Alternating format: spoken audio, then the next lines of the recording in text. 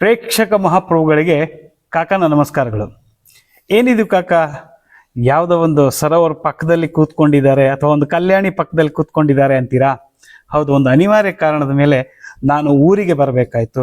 ಆದರೆ ಪ್ರತಿ ವಾರದ ಕಾಕ ಕಾರ್ಯಕ್ರಮ ನಿಲ್ಲಿಸಬಾರ್ದು ಅನ್ನೋ ಒಂದೇ ಉದ್ದೇಶದಿಂದ ಇಲ್ಲಿ ಕಲ್ಯಾಣಿ ಪಕ್ಕದಲ್ಲೇ ಕೂತ್ಕೊಂಡು ನಿಮಗೆ ಈ ವಾರ ಯಾವ್ಯಾವ ಸಿನಿಮಾಗಳು ರಿಲೀಸ್ ಆಗುತ್ತೆ ಅನ್ನೋದ್ರ ಬಗ್ಗೆ ಮಾಹಿತಿಯನ್ನು ಕೊಡ್ತಾ ಇದ್ದೀನಿ. ಈ ವಾರ ಅಂದರೆ ನವೆಂಬರ್ 21ರಂದು ಯಾವ ಸಿನಿಮಾಗಳು ತೆರೆ ಕಾಣ್ತಾ ಇದ್ದಾವೆ ಅನ್ನೋದ್ರ ಬಗ್ಗೆ ಒಂದು ಮಾಹಿತಿಯನ್ನು ನಿಮ್ಗೆ ಕೊಡೋದಕ್ಕೆ ಬಂದಿದ್ದೀನಿ. ನೋಡಿ, ಕನ್ನಡದಲ್ಲಿ 7 ಸಿನಿಮಾ, ಹಿಂದಿಯಲ್ಲಿ 3, ತೆಲುಗಲ್ಲಿ 8, ತಮಿಳಲ್ಲಿ 7, ಮಲಯಾಳಮಲ್ಲಿ 1, ಇಂಗ್ಲಿಷಲ್ಲಿ 2, ಒಟ್ಟು 28 ಸಿನಿಮಾಗಳು ಈ ವಾರ ತೆರೆ ಕಾಣ್ತಾ ಇದ್ದಾವೆ. ತುಂಬ ಜಾಸ್ತಿ ಅನ್ಬೋದಲ್ವಾ? ಹೌದು, ತುಂಬ ಜಾಸ್ತಿ ಸಿನಿಮಾಗಳು ಒಂದೇ ವಾರದಲ್ಲಿ ರಿಲೀಸ್ ಆಗಾದ ನೋಡೋರ್ಗೂ ಕೂಡ ಒಂದು ಸಣ್ಣ ಕಷ್ಟ ಆಗ್ಬೋದು. ಆದರೂ ಕೂಡ ಕನ್ನಡ ಸಿನಿಮಾಗಳನ್ನು ನೀವೆಲ್ಲರೂ ಕೂಡ ಪ್ರೋತ್ಸಾಹಿಸ್ತೀರಿ, ಸಿನಿಮಾ ಮಂದಿರಕ್ಕೆ ಹೋಗಿ ಸಿನಿಮಾಗಳನ್ನು ನೋಡ್ತೀರಿ ಅನ್ನೋ ಒಂದು ಉದ್ದೇಶದಿಂದ ನಾನು ಸಿನಿಮಾಗಳ ಮಾಹಿತಿಯನ್ನು ನಿಮಗೆ ಕೊಡ್ತಾ ಇದ್ದೀನಿ. ಈಗ ಮೊದಲನೆಯದಾಗಿ ನಾನು ಮಾರುತ ಅನ್ನುವಂಥ ಒಂದು ಸಿನಿಮಾ, ಮಾರುತ ಅನ್ನುವಂಥದ್ದು ಏನಪ್ಪ ಇದು? ಮಾರುತ ಅಂತ ನಾನು ತೋರಿಸಿದ ತಕ್ಷಣನೇ ಗಾಳಿಗೆ ಪೋಸ್ಟರ್ ಯಾರು ಹೋಗ್ತಾ ಇದೆ ಅಲ್ವಾ? ಅಷ್ಟು ಗಾಳಿ ಇದೆ ಇಲ್ಲಿ. ಏನಪ್ಪ ಇದು ಮಾರುತ ಅಂದರೆ ಇದೊಂದು ಆಕ್ಷನ್ ಥ್ರಿಲ್ಲರ್ ಸಿನಿಮಾ. ಮಾರುತ ಅಂದರೆ ಗಾಳಿಯಂತೆ ಸಮಾಜದಲ್ಲಿ ಹರಡಿರೋ ಒಂದು ಗಂಭೀರ ವಿಷಯ ಕುರಿತಾದಂಥ ಒಂದು ಸಿನಿಮಾ. ಇದು ನಮ್ಮ ಬದುಕಿನ ಮೇಲೆ ಪರಿಣಾಮ ಬೀರುವ ಒಂದು ಅದೃಶ್ಯ ಶಕ್ತಿ ಮತ್ತು ಅದರ ಪರಿಣಾಮಗಳನ್ನು ಎತ್ತಿ ತೋರಿಸುವ ಪ್ರಯತ್ನವನ್ನ ಈ ಸಿನಿಮಾದಲ್ಲಿ ಮಾಡಿದ್ದಾರೆ. ಅಂತಹ ಶಕ್ತಿಯ ವಿರುದ್ಧ ಹೋರಾಡುವ ಕಥೆನೇ ಈ ಸಿನಿಮಾ. ಈ ಮೂಲಕ ಸಮಾಜಕ್ಕೆ, ಯುವಕರಿಗೆ, ಪೋಷಕರಿಗೆ, ಇಡೀ ವ್ಯವಸ್ಥೆಗೆ ಒಂದು ದೊಡ್ಡ ಸಂದೇಶವನ್ನೇ ಕೊಡ್ತಾ ಇದ್ದಾರೆ. ಇಲ್ಲಿ ಅದೃಶ್ಯ ಶಕ್ತಿ ಅಂತ ಹೇಳಿರೋದು ಯಾವುದಕ್ಕೆ ಗೊತ್ತಾಗಬೇಕು ಅಂದ್ರೆ ನೀವು ಸಿನಿಮಾನೇ ನೋಡಬೇಕು. ಅದು ಎಲ್ಲಿ? ಸಿನಿಮಾ ಮಂದಿರಕ್ಕೆ ಹೋಗಿ. ಈಶಾ ಪ್ರೊಡಕ್ಷನ್ಸ್ ಲಾಂಛನದಡಿಯಲ್ಲಿ ಡಾಕ್ಟರ್ ಕೆ ಮಂಜು ಹಾಗೂ ರಮೇಶ್ ಯಾದವ್ ನಿರ್ಮಾಣ ಮಾಡಿದ್ದಾರೆ. ಖ್ಯಾತ ನಿರ್ದೇಶಕ ಡಾಕ್ಟರ್ ಎಸ್ ನಾರಾಯಣ ಹಾಡು ಬರೆದು ಸಂಗೀತ ನೀಡಿ ಆಕ್ಷನ್ ಕಟ್ ಹೇಳಿದ್ದು ಸ್ಯಾಂಡಲ್ವುಡ್ ಸಲಗ ದುನಿಯಾ ವಿಜಯ್ ಹಾಗೂ ಉತ್ಸಾಹಿ ಯುವ ನಟ ಶ್ರೇಯಸ್ ಮಂಜು ಪ್ರಮುಖ ಪಾತ್ರದಲ್ಲಿ ಅಭಿನಯಿಸಿದ್ದಾರೆ. ಬೃಂದಾ ಆಚಾರ್ಯ ನಾಯಕಿಯಾಗಿದ್ದಾರೆ. ವಿಶೇಷ ಪಾತ್ರದಲ್ಲಿ ಕ್ರೇಜಿ ಸ್ಟಾರ್ ರವಿಚಂದ್ರನ್ ಕಾಣಿಸ್ಕೊಂಡಿದ್ದಾರೆ. ಸುಮಾರು 75 ದಿನ ಬೆಂಗಳೂರು, ಮೈಸೂರು, ಧಾರವಾಡ, ಚಿಕ್ಕಮಗಳೂರು, ಕೂಡಲ ಸಂಗಮ, ಸವದತ್ತಿ, ಬೆಳಗಾವಿ, ಗೋವಾ ಇವಿಷ್ಟು ಜಾಗಗಳಲ್ಲಿ ಈ ಸಿನಿಮಾದ ಶೂಟಿಂಗ್ ಮಾಡಿದ್ದಾರೆ. ಛಾಯಾಗ್ರಹಣವನ್ನ PKH ದಾಸ್, ಸಂಕಲನವನ್ನ ಶಿವಪ್ರಸಾದ್ ಯಾದವ್, ಸಾಹಸ ನಿರ್ದೇಶನವನ್ನ ವಿನೋದ್ ಹಾಗೂ ಅರ್ಜುನ್, ತಾರಾಗಣ ದುನಿಯಾ ವಿಜಯ್, ಶ್ರೇಯಸ್ ಕೆ ಮಂಜು, ಬೃಂದಾ ಆಚಾರ್ಯ, ಸಾಧು ಕೋಕಿಲ, ನಿಶ್ಚಿಕಾ ನಾಯ್ಡು, ರಂಗಾಯಣ ರಘು, ತಾರಾ ಅನುರಾಧ, ಶರತ್ ಲೋಹಿತಾಶ್ವ, ಪ್ರಮೋದ್ ಶೆಟ್ಟಿ, ಮಂಜು ಪಾವಗಡ, ಚೈತ್ರಾ ಶೆಣೆ ಹಾಗೂ ಸುಜಯ್ ಶಾಸ್ತ್ರಿಯರು ಅಭಿನಯಿಸಿದ್ದಾರೆ. ದಯವಿಟ್ಟು ನೀವು ಈ ಸಿನಿಮಾ ಮಂದಿರಕ್ಕೆ ಹೋಗಿ ನೋಡಿ. ನಾವು ಕೂಡ ಈ ಸಿನಿಮಾಗೆ ಬೆಸ್ಟ್ ಆಫ್ ಲಕ್ ಹೇಳ್ತೀವಿ. ಇನ್ನೊಂದು ವಿಷಯ, ಈ ಸ್ಥಳದ ಬಗ್ಗೆ ನಾನು ಹೇಳಲೇಬೇಕು. ಈ ಸ್ಥಳಕ್ಕೆ ವಿಷ್ಣು ತೀರ್ಥ ಅಂತ ಹೇಳ್ತಾರೆ. ಇದು ನನ್ನೂರು ಸವಣೂರಿನಲ್ಲಿರುವಂತಹ ಒಂದು ಸ್ಥಳ. ಸತ್ಯಬೋಧ ಸ್ವಾಮಿಗಳಿಗೆ ಇಲ್ಲಿ ಗಂಗೆ ಪ್ರತ್ಯಕ್ಷವಾದಂತಹ ಸ್ಥಳ ಅನ್ನೋ ಒಂದು ಕಾರಣದಿಂದ ಈ ಒಂದು ಕಲ್ಯಾಣಿಯನ್ನ ಇಲ್ಲಿನ ನವಾಬರು ಅವರಿಗೆ ಕಟ್ಟಿಸಿಕೊಟ್ಟಿದ್ರು. ಆ ಸ್ಥಳದಲ್ಲಿ ಕೂತು ನಾನು ಇವತ್ತು ಈ ಕಾರ್ಯಕ್ರಮವನ್ನ ಮಾಡ್ತಾ ಇದ್ದೀನಿ. ಬನ್ನಿ, ಮುಂದಿನ ಸಿನಿಮಾ ಯಾವುದು ಅಂತ ನೋಡೋದಾದ್ರೆ ಕಂಗ್ರ್ಯಾಚುಲೇಷನ್ ಬ್ರದರ್. ಸ್ವಲ್ಪ ಅರ್ಥ ಆಗಿರ್ಬೋದಲ್ವಾ ನಿಮ್ಗೆ ಯಾರು ಅಂತ? ಸಿನಿಮಾ ಹೆಸರು ಸ್ವಾಮಿ, ಅದು ಬೇರೆ ಯಾರು ಅಲ್ಲ. ಸ್ವಲ್ಪ ಅರ್ಥ ಆಗಿರುತ್ತೆ. ಕಂಗ್ರ್ಯಾಚುಲೇಷನ್ ಬ್ರದರ್ ಅನ್ನುವಂಥದ್ದು ಸಿನಿಮಾ ಹೆಸರು. ಏನಪ್ಪ ಈ ಸಿನಿಮಾ? ಎಲ್ಲೋ ಕೇಳಿದ ಹಾಗಿದೆಯಲ್ಲ ಅನ್ಬೋದು. ನಾನು ನಿಮ್ಗೆ ಹೇಳಿದೆ ಹೇಗಿದೆ, ಏನಿದೆ, ಯಾವುದು ಶಬ್ದ ಎಲ್ಲಿಂದ ಬಂತು ಅಂತ. ಆ ಒಂದು ಶಬ್ದವನ್ನು ಆಯ್ಕೆ ಮಾಡಿಕೊಂಡು ಈ ಸಿನಿಮಾ ಮಾಡಿದ್ದಾರೆ. ಆದ್ರೆ ನೋಡಿ, ಆ ಸಿನಿಮಾಗೂ ಆಮೇಲೆ ಈಗ ಹೇಳಿರೋ ಆ ಡೈಲಾಗೂ ಆ ವ್ಯಕ್ತಿಗೂ ಯಾವ ಸಂಬಂಧನೂ ಇಲ್ಲ. ಸುಮ್ಮನೆ ಟೈಟಲ್ ಫೇಮಸ್ ಆಗಿದ್ರ ಬಗ್ಗೆ ಹೇಳಿದೆ ಅಷ್ಟೇ. ಇದೊಂದು ಪಕ್ಕಾ ಲವ್ ಸ್ಟೋರಿ. ಇವತ್ತು ಹುಡುಗರಿಗೆ ಮದುವೆ ಆಗೋಕೆ ಹುಡುಗಿಯರೇ ಸಿಗ್ತಾ ಇಲ್ಲ. ಈ ಸಿನಿಮಾದಲ್ಲಿ ಅದಕ್ಕೆ ವ್ಯತಿರಿಕ್ತವಾಗಿ ಒಬ್ಬ ಹುಡುಗನ ಜೀವನದಲ್ಲಿ ಇಬ್ಬಿಬ್ಬರು ಹುಡುಗಿಯರು ಬಂದಿದ್ದಾರೆ. ಅದನ್ನ ಹಾಸ್ಯಮಯವಾಗಿ ಅವರು ತೋರಿಸಿದ್ದಾರೆ. ಪ್ರೀತಿ ಫಜೀತಿ ಅನ್ನುವಂಥ ಸೋಷಿಯಲ್ ಮೀಡಿಯಾದಲ್ಲಿ ಹಾಡು ತುಂಬಾ ಗಮನ ಸೆಳೀತಾ ಇದೆ. ಈ ಸಿನಿಮಾಗೆ ಕಾಂಗ್ರ್ಯಾಚುಲೇಷನ್ ಬ್ರದರ್ ಅಂತ ಹೇಳೋಣ ಅಲ್ವಾ? ನೋಡಿ, ಈ ಸಿನಿಮಾ ಮಂದಿರಕ್ಕೆ ಹೋಗಿ ನೋಡಿ. Pen and paper studios, Kalluru cinemas, screen first production ಲಾಂಛನಗಳಡಿಯಲ್ಲಿ ಪ್ರಶಾಂತ್ ಕಲ್ಲೂರ್ ನಿರ್ಮಾಣ ಮಾಡಿದ್ದು ಶ್ರೀಕಾಂತ್ ಜಿ ಕಶ್ಯಪ್ ಕೈ ಜೋಡಿಸಿದ್ದಾರೆ. ಸ್ಯಾಂಡಲ್ವುಡ್ನ ಅನುಭವಿ ನಿರ್ದೇಶಕ ಹರಿ ಸಂತೋಷ್ ಕ್ರಿಯೇಟಿವ್ ಹೆಡ್ ಆಗಿ ಕಾರ್ಯನಿರ್ವಹಿಸಿದ್ದಾರೆ. ಪ್ರತಾಪ್ ಗಂಧರ್ವ ಆಕ್ಷನ್ ಕಟ್ ಹೇಳಿದ್ದು ಪ್ರಮುಖ ಪಾತ್ರದಲ್ಲಿ ಹಿರಿಯ ನಟ ಸುಪ್ರೀಂ ಹೀರೋ ಶಶಿಕುಮಾರ್ ನಟನೆ ಮಾಡಿದ್ದಾರೆ. ಹಲವು ಧಾರಾವಾಹಿಗಳಲ್ಲಿ ಅಭಿನಯಿಸಿದ ರಕ್ಷಿತ್ ನಾಗ್ ನಾಯಕನಾಗಿದ್ದಾರೆ. ಸಂಜನಾ ದಾಸ್, ಅನುಷಾ ನಾಯಕಿಯರಾಗಿದ್ದಾರೆ. ಕಾರವಾರ, ಬೆಂಗಳೂರು ಸೇರಿದಂತೆ ಪ್ರಮುಖ ಸ್ಥಳಗಳಲ್ಲಿ ಈ ಚಿತ್ರೀಕರಣವನ್ನು ಮಾಡಲಾಗಿದೆ. ಸಂಗೀತವನ್ನ ಎಂ ಬಿ ಧ್ರುವ ಹಾಗೂ ಸೂರಜ್ ಜೋಯ್ಸ್, ಕಥೆಯನ್ನ ಪ್ರತಾಪ್ ಗಂಧರ್ವ, ರಕ್ಷಿತ್ ನಾಗ್, ಹರಿ ಸಂತೋಷ್, ಛಾಯಾಗ್ರಹಣವನ್ನ ಗುರುಪ್ರಸಾದ್ ಎಂಜಿ, ಸಂಕಲನವನ್ನ KM ಪ್ರಕಾಶ್. ತಾರಾಗಣದಲ್ಲಿ supreme hero Shashikumar, Rakshit Nag, Sanjana Das, Anusha A, Raghu Ramanakoppa, Chetana Durga ಇವರೆಲ್ಲರೂ ಕೂಡ ಅಭಿನಯಿಸಿದ್ದಾರೆ. ನಾವು ಕೂಡ ಈ ಸಿನಿಮಾಗೆ ಬೆಸ್ಟ್ ಆಫ್ ಲಕ್ ಹೇಳೋಣ. ನೀವು ಕೂಡ ಈ ಸಿನಿಮಾನ ಚಿತ್ರಮಂದಿರಕ್ಕೆ ಹೋಗಿ ನೋಡಿ ಅಂತ ನಿಮ್ಮಲ್ಲಿ ವಿನಂತಿಸ್ಕೊಳ್ತೀನಿ. ಇನ್ನು ಮುಂದಿನ ಸಿನಿಮಾ ನೋಡೋದಾದ್ರೆ ಫುಲ್ ಮೀಲ್ಸ್ ಅಂತ, ಫುಲ್ ಮೀಲ್ಸ್ ಅನ್ನುವಂಥ ಒಂದು ಸಿನಿಮಾ. ಏನಪ್ಪ ಇದು ಫುಲ್ ಮೀಲ್ಸ್? ಈ ಥರನೂ ಸಿನಿಮಾಗಳಿಗೆ ಟೈಟಲ್ ಇಡ್ತಾರಾ ಅಂತ ಅನ್ಕೊಂಡಿರ್ಬೋದು. ಈ ನಡುವೆ ಇಂಗ್ಲಿಷ್ ಟೈಟಲ್ ಇಡೋದನ್ನ ಹೆಚ್ಚಾಗ್ತಾ ಇದೆ. ಅದರ ಒಂದು ಅಡಿಯಲ್ಲಿ ಇದೊಂದು ಫುಲ್ ಮೀಲ್ಸ್. ಇದೊಂದು ಕಾಮಿಡಿ ರೊಮ್ಯಾಂಟಿಕ್ ಸಿನಿಮಾ. ಮನರಂಜನೆಯ ರಸದೌತಣ ನೀಡುವ ಹಾಸ್ಯ ಪ್ರಧಾನ ಸುಂದರ ಪ್ರೇಮ ಕಥೆ ಈ ಫುಲ್ ಮೀಲ್ಸ್. ಮದುವೆ ಮನೆಯ ಫೋಟೋಗ್ರಾಫರ್ ಸುತ್ತ ಹೆಣೆದ ಕಥಾ ಹಂದಿರ. ಫೋಟೋಗ್ರಾಫರ್, ಮೇಕಪ್ ಮ್ಯಾನ್ ಹಾಗೂ ಸುಂದರ ಹುಡುಗಿಯ ಮಧ್ಯದ ತ್ರಿಕೋನ ಪ್ರೇಮ ಈ ಸಿನಿಮಾ. ಹೃದಯಗಳ ಕಾಡಾಟ, ಹಗ್ಗ ಜಗ್ಗಾಟ, ಪ್ರೀತಿಯ ಆಟ, ಅವ್ಯವಸ್ಥೆ ಮತ್ತು ಕಚ್ಚಾ ಭಾವನೆಗಳ ಸಂಪೂರ್ಣ ತಾಕಲಾಟ. ಈ ಮಧ್ಯದಲ್ಲಿ ಯಾರು ಯಾರನ್ನ ಮದುವೆ ಆದ್ರು ನೀವು ತಿಳ್ಕೋಬೇಕಾ? ದಯವಿಟ್ಟು ಸಿನಿಮಾ ಮಂದಿರಕ್ಕೆ ಹೋಗಿ ಸಿನಿಮಾ ನೋಡಿ, ಸಿನಿಮಾ ಹರಿಸಿ ವಿಷಯ ಏನು ಅಂತ ತಿಳ್ಕೊಳ್ಳಿ. ಲಿಖಿತ ಶೆಟ್ಟಿ ಫಿಲಮ್ಸ್ ಅಡಿಯಲ್ಲಿ ಸಂಕಷ್ಟಹರ ಗಣಪತಿ ಫ್ಯಾಮಿಲಿ ಪ್ಯಾಕ್ ಅಬ್ಬಬ್ಬ ಸಿನಿಮಾ ಖ್ಯಾತಿಯ ನಟ ಲಿಖಿತ್ ಶೆಟ್ಟಿ ನಿರ್ಮಾಣ ಮಾಡಿ ನಾಯಕನಾಗಿ ಅಭಿನಯಿಸಿದ್ದಾರೆ. ವಿನಾಯಕ್ ಎನ್ ಅವರು ಚಿತ್ರಕಥೆ ಬರೆದು ಮೊದಲ ಬಾರಿ ನಿರ್ದೇಶನ ಮಾಡಿದ್ದಾರೆ. ತೇಜಸ್ವಿನಿ ಶರ್ಮಾ ಹಾಗೂ ಖುಷಿ ರವಿ ನಾಯಕಿಯರಾಗಿದ್ದಾರೆ. ಸಂಗೀತವನ್ನ ಗುರುಕಿರಣ್, ಛಾಯಾಗ್ರಹಣವನ್ನ ಮನೋಹರ್ ಜೋಶಿ, ಸಂಕಲನವನ್ನ ದೀಪು ಎಸ್ ಕುಮಾರ್. ತಾರಾಗಣದಲ್ಲಿ ಲಿಖಿತ್ ಶೆಟ್ಟಿ, ತೇಜಸ್ವಿನಿ ಶರ್ಮಾ, ಖುಷಿ ರವಿ, ರಂಗಾಯಣ ರಘು, ಸೂರಜ್ ಲೋಕ್ರೆ, ಜಯಾ ಚೆಂಡೂರ್, ರಾಜೇಶ್ ನಟರಂಗ, ರವಿಶಂಕರ್ ಗೌಡ, ಸುಜಯ್ ಶಾಸ್ತ್ರಿ, ಹೊನ್ನವಳ್ಳಿ ಕೃಷ್ಣ, ಚಂದ್ರಕಲಾ ಮೋಹನ್, ರಮೇಶ್ ಪಂಡಿತ್ ಇವರೆಲ್ಲರೂ ಕೂಡ ಅಭಿನಯಿಸಿದ್ದಾರೆ. ನೀವು ಕೂಡ ಈ ಸಿನಿಮಾನ ಚಿತ್ರಮಂದಿರಕ್ಕೆ ಹೋಗಿ ನೋಡಿ. ನಾವು ಕೂಡ ಈ ಸಿನಿಮಾ ಯಶಸ್ವಿ ಆಗಲಿ ಅಂತ FMC ಕಡೆಯಿಂದ ಹಾರೈಸ್ತೀವಿ. ಇನ್ನ ಮುಂದಿನ ಸಿನಿಮಾ ನೋಡೋದಾದ್ರೆ ರಾಧೇಯ ಅಂತ. ಏನಪ್ಪ ಇದು? ಮಹಾಭಾರತದ ಒಂದು ಹೆಸರನ್ನು ಇಟ್ಕೊಂಡು ಇವರು ಸಿನಿಮಾ ಮಾಡಿದ್ದಾರೆ ಅಂತ ನೀವು ಅನ್ಕೋಬಹುದು. ಏನಿದೆ ಈ ಸಿನಿಮಾದಲ್ಲಿ ಅಂದ್ರೆ ನೋಡಿ, ಇದೊಂದು ಕ್ರೈಮ್ ಸಿನಿಮಾ. 36 ಹತ್ಯೆಗಳನ್ನು ಮಾಡಿದಂತಹ ಕೊಲೆಗಾರನ ಕುರಿತ ಸಿನಿಮಾ ಇದು. ಪೊಲೀಸರು ಆತನನ್ನ ಬೆಂಬಿಡದೆ ಹುಡುಕ್ತಾ ಇರ್ತಾರೆ. ಆದರೆ ಕೊನೆಗೊಮ್ಮೆ ಆತ ತಾನೇ ಪೊಲೀಸರಿಗೆ ಶರಣಾಗ್ತಾನೆ, ತನ್ನ ಅಪರಾಧಗಳನ್ನ ಒಪ್ಕೊಳ್ತಾನೆ. ಸರಿ ಆಯ್ತಲ್ವಾ, ಇನ್ಯಾಕೆ ಸಿನಿಮಾ ನೋಡಬೇಕು ಅಂತೀರಾ? ಅಲ್ಲೇ ಇರೋದು ಸ್ವಾಮಿ ಮಜಾ. ಆತ ಆ ಕೊಲೆಗಳನ್ನ ಯಾಕೆ ಮಾಡ್ದ, ಆ ಹಿಂದಿನ ರಹಸ್ಯ ಏನು ಅನ್ನೋದನ್ನ ತಿಳ್ಕೋಬೇಕಾದ್ರೆ ನೀವು ಸಿನಿಮಾ ಮಂದಿರಕ್ಕೆ ಹೋಗಿ ಸಿನಿಮಾ ನೋಡಬೇಕು. ತುಂಬಾ ರೋಚಕವಾದಂಥ ಕಥೆಗಳು ಈ ಸಿನಿಮಾದಲ್ಲಿ ಇದಾವೆ. ಇದನ್ನ ಕೀರ್ತಿ ಚಾಹನಾ ಸಿನಿಮಾ ಕಾರ್ಖಾನೆ ಅರ್ಪಿಸಿದ ಈ ಸಿನಿಮಾವನ್ನ ವೇದಗುರು ನಿರ್ಮಾಣದ ಜೊತೆಗೆ ಆಕ್ಷನ್ ಕಟ್ ಹೇಳಿದ್ದಾರೆ. ಇಷ್ಟು ದಿನ ಲವರ್ ಬಾಯ್ ಲುಕ್ ನಲ್ಲಿ ಕಾಣಿಸ್ಕೊಳ್ತಾ ಇದ್ದಂತಹ ಅಜಯ್ ರಾವ್ ಮೊದಲ ಬಾರಿಗೆ ವಿಭಿನ್ನವಾಗಿ ಅಪರಾಧ ಲೋಕದಲ್ಲಿ ತಾನೇ ದೇವರು ಅಂತ ಹೇಳಿಕೊಳ್ಳೋ ಪಾತ್ರದಲ್ಲಿ ಕಾಣಿಸ್ಕೊಂಡಿದ್ದಾರೆ. ನಟಿ ಸೋನೆಲ್ ಮೊಂತೆರೋ ಈ ಸಿನಿಮಾದಲ್ಲಿ ಕ್ರೈಮ್ ರಿಪೋರ್ಟರ್ ಆಗಿ ಪಾತ್ರ ಮಾಡಿದ್ದಾರೆ. ಸಂಗೀತವನ್ನ ಸ್ಯಾಂಡಿ ಆಡಂಕಿ, ಛಾಯಾಗ್ರಹಣವನ್ನ ರಮ್ಮಿ, ಸಂಕಲನವನ್ನ ಸುರೇಶ್ ಆರ್ಮುಗಂ. ತಾರಾಗಣದಲ್ಲಿ ಅಜಯ್ ರಾವ್, ಸೋನೆಲ್ ಮೊಂತೆರೋ, ಧನ್ಯಾ ಬಾಲಕೃಷ್ಣ, ರಂಗಿತರಂಗ ಅರವಿಂದ್ ರಾವ್ ಹಾಗೂ ಗಿರೀಶ್ ಶಿವಣ್ಣ ಇವರೆಲ್ಲರೂ ಕೂಡ ಅಭಿನಯಿಸಿದ್ದಾರೆ. ನಾವು ಕೂಡ ಈ ಸಿನಿಮಾಗೆ ಬೆಸ್ಟ್ ಆಫ್ ಲಕ್ ಹೇಳೋಣ. ನೀವು ಕೂಡ ಈ ಸಿನಿಮಾನ ಚಿತ್ರಮಂದಿರಕ್ಕೆ ಹೋಗಿ ನೋಡಿ ಅಂತ ನಿಮ್ಮಲ್ಲಿ ವಿನಂತಿಸ್ಕೊಳ್ತೀನಿ. ಇನ್ನ ಮುಂದಿನ ಸಿನಿಮಾ ನೋಡೋದಾದ್ರೆ ಬ್ಯಾಂಕ್ ಆಫ್ ಮಹಾಲಕ್ಷ್ಮಿ ಅಂತ, ಬ್ಯಾಂಕ್ ಆಫ್ ಭಾಗ್ಯಲಕ್ಷ್ಮಿ ಅಂತ. ಏನಪ್ಪ ಇದು ಸಿನಿಮಾ ಅಂದ್ರೆ ನೋಡಿ, ಇದೊಂದು ಆಕ್ಷನ್, ಕಾಮಿಡಿ, ಕ್ರೈಮ್, ಥ್ರಿಲ್ಲರ್ ಇಷ್ಟೆಲ್ಲ ಒಳಗೊಂಡಿರುವಂತ ಒಂದು ಸಿನಿಮಾ ಇದು. ಬ್ಯಾಂಕ್ ಒಂದರಲ್ಲಿ ದರೋಡೆ ಮಾಡೋಕೆ ಹೊರಟಿರುವವರ ಒಂದು ಕಹಾನಿ ಈ ಸಿನಿಮಾ. ಥ್ರಿಲ್ ಜೊತೆ ಹಾಸ್ಯಮಯ ನಿರೂಪಣೆ ಕೂಡ ಇದೆ. 5 ಹವ್ಯಾಸಿ ಕಳ್ಳರ ತಂಡ ಚುನಾವಣಾ ಸಂದರ್ಭದಲ್ಲಿ ಮೆಜಾರಿಟಿ ಸೀಟ್ ಪಡೆಯೋದಕ್ಕೋಸ್ಕರ ಈ ದರೋಡೆ ಸಂಚನ್ನ ಅವರು ರೂಪಿಸ್ತಾರೆ. ಅದರಲ್ಲಿ ಅವರು ಸಫಲರಾದ್ರೆ ನೀವು ಸಿನಿಮಾ ನೋಡಿ ತಿಳ್ಕೋಬೇಕು. ಅದು ಎಲ್ಲಿ? ಚಿತ್ರಮಂದಿರದಲ್ಲಿ.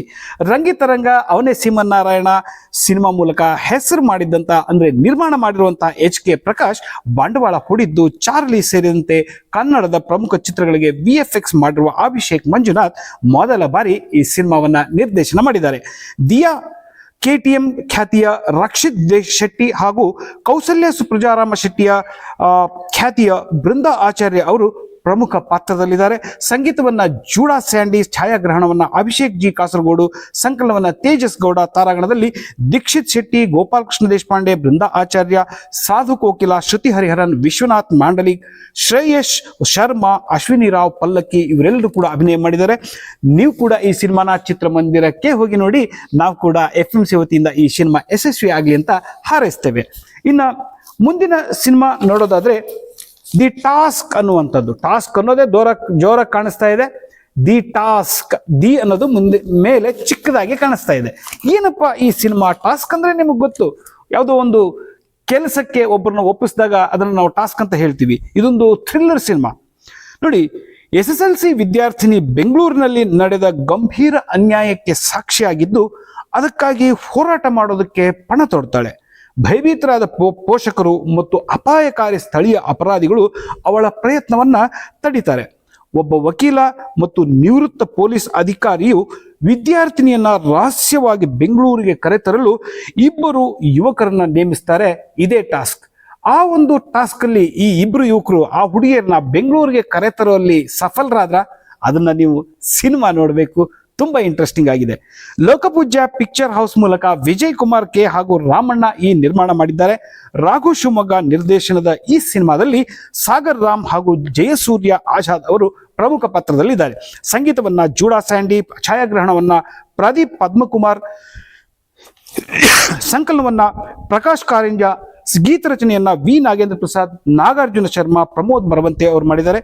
ತಾರಾಗಣದಲ್ಲಿ ಸಾಗರ್ ರಾಮ್, ಜಯಸೂರ್ಯ ಆಜಾದ್, ಅಚ್ಯುತ್ ಕುಮಾರ್, ಸಂಗೀತ ಭಟ್, ಬಾಲಾಜಿ ಮನೋಹರ್, ಗೋಪಾಲಕೃಷ್ಣ ದೇಶಪಾಂಡೆ, ಶ್ರೀಲಕ್ಷ್ಮಿ, ಭರತ್ GB ಇವರೆಲ್ಲರೂ ಕೂಡ ಅಭಿನಯಿಸಿದ್ದಾರೆ.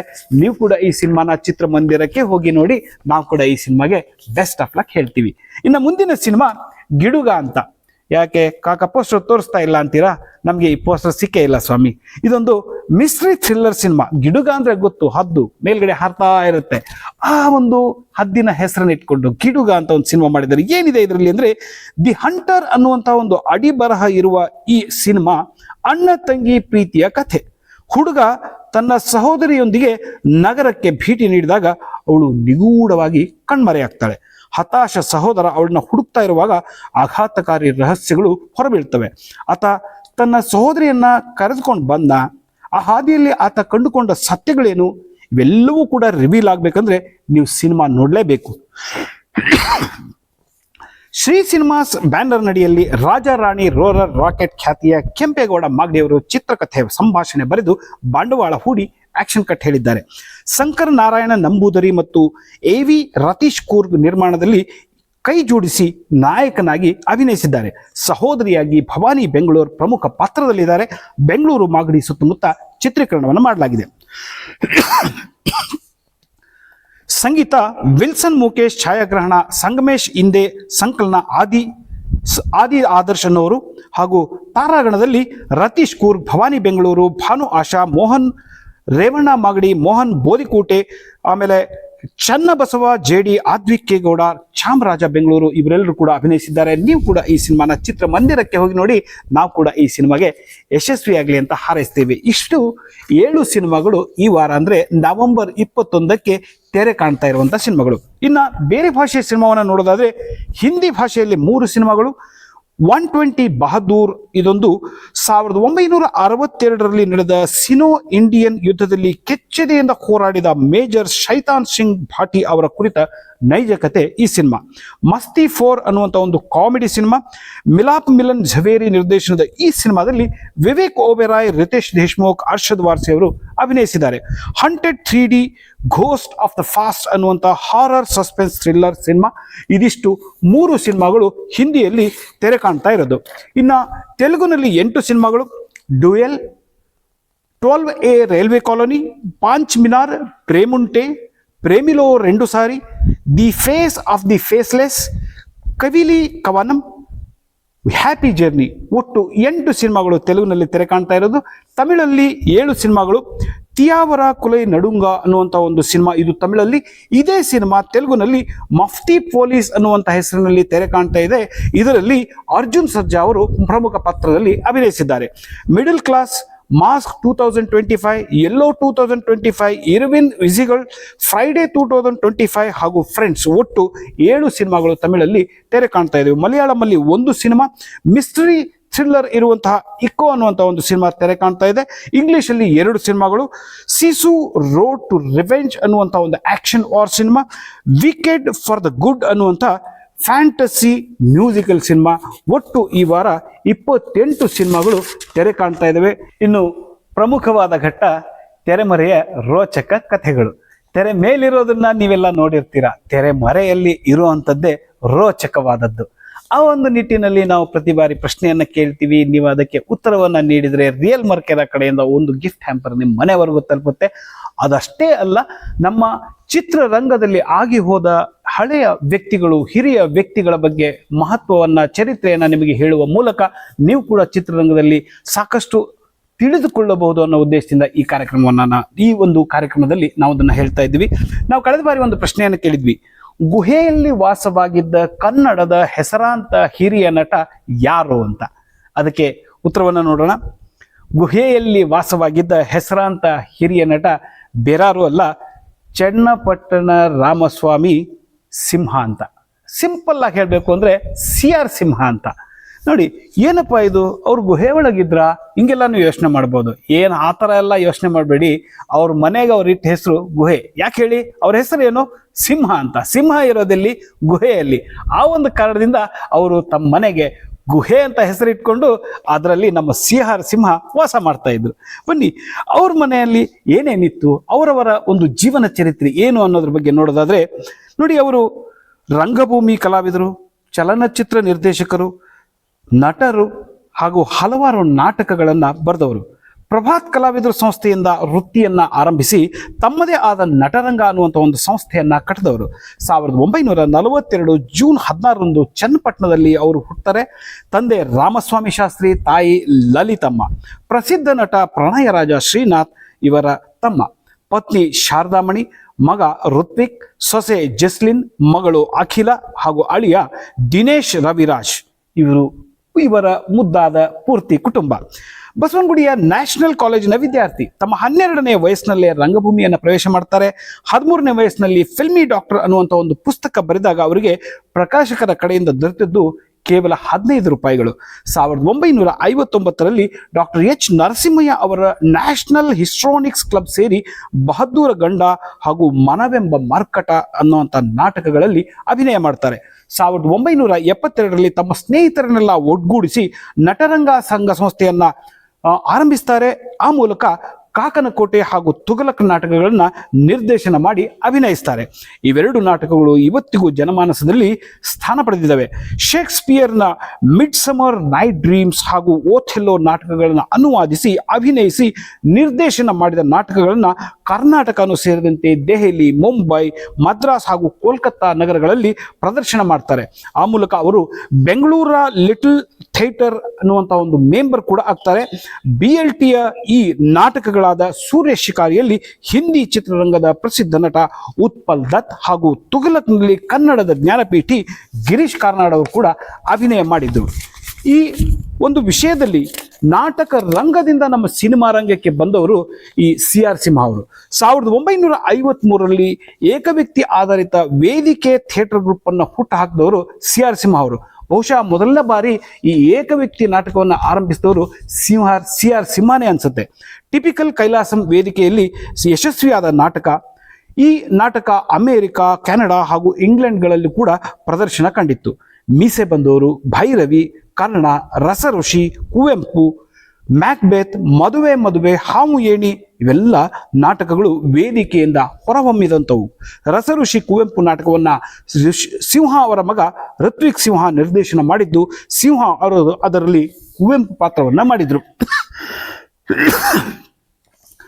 ರಂಗಭೂಮಿಯ ಜೊತೆಗೆ ಕನ್ನಡ ಚಿತ್ರರಂಗದಲ್ಲಿ ಪ್ರಮುಖ ಪಾತ್ರಗಳಲ್ಲಿ ಕೂಡ ಇವರು ಅಭಿನಯಿಸಿದ್ದಾರೆ. 1970ರಲ್ಲಿ ತೆರೆಕಂಡ ಸಂಸ್ಕಾರ ಸಿನಿಮಾ ಮೂಲಕ ಈ ಸ್ಯಾಂಡಲ್ವುಡ್ನ ಅವರು ಪಾದಾರ್ಪಣೆ ಮಾಡ್ತಾರೆ. ಅವರು 150ಕ್ಕೂ ಹೆಚ್ಚು ಸಿನಿಮಾಗಳಲ್ಲಿ ಎಲ್ಲ ಥರದ ಪ್ರಮುಖ ಪಾತ್ರಗಳಲ್ಲೂ ಕೂಡ ಅಭಿನಯಿಸಿದ್ದಾರೆ. ಬಾರ, ಚಿತೆಗೂ ಚಿಂತೆ, ಅನುರೂಪ್ಗಳಂತಹ ಅವಾರ್ಡ್ ವಿನ್ನಿಂಗ್ ಕಲಾತ್ಮಕ ಚಿತ್ರಗಳು, ನೀ ಬರೆದ ಕಾದಂಬರಿಯಲ್ಲಿ, ಪರಮೇಶಿ ಪ್ರೇಮ ಪ್ರಸಂಗ, ರಾಯರು ಬಂದರು ಮಾವನ ಮನೆಗೆ, ನೀ ತಂದ ಕಾಣಿಕೆ ಮುಂತಾದಂತಹ ಕಮರ್ಷಿಯಲ್ ಸಿನಿಮಾಗಳು ಬಹಳ ಪ್ರಮುಖವಾದವು. ಅನಂತ್ನಾಗ್ ಅವರು ನಟಿಸಿದ ರಾಮಾಪುರದ ರಾವಣ, ವರನಟ ಡಾಕ್ಟರ್ ರಾಜ್ಕುಮಾರ್ ಅವರ ಪರಶುರಾಮ ಸಿನಿಮಾಗಳಲ್ಲಿ ಅವರ ಖಳನಾಯಕನ ಪಾತ್ರ ಜನರ ಮನಸ್ಸಿನಲ್ಲಿ ನಿಂತಿದೆ. ಸುಖ ಸಂಸಾರಕ್ಕೆ 12 ಸೂತ್ರಗಳು ಸಿನಿಮಾದಲ್ಲಿ ಅನಂತ್ನಾಗ್ ಅವರ ಅಪ್ಪನಾಗಿ ಮಾಡಿರುವಂತಹ ಹಾಸ್ಯಪೂರ್ಣ, ಚೆಲ್ಲು ಮತ್ತು ಗಾಂಭೀರ್ಯಗಳ ವಿವಿಧ ಮುಖಗಳ ದರ್ಶನಗಳು ಮತ್ತು ಸಂಭಾಷಣೆ ಮರೆಯಕ್ಕಾಗತ್ತಾ? ಇವೆಲ್ಲಕ್ಕೂ ಮೀರಿದ್ದಂಥದ್ದು ಇಂದಿನ ರಾಮಾಯಣ ಸಿನಿಮಾದಲ್ಲಿ ರಾಮಾಚಾರ್ಯರಾಗಿ ಮನೆಯ ಹಿರಿಯರಾಗಿ ನಿರ್ವಹಿಸಿದ ಪಾತ್ರ ನಾವ್ಯಾರೂ ಮರೆಯಕ್ಕೆ ಸಾಧ್ಯ ಇಲ್ಲ.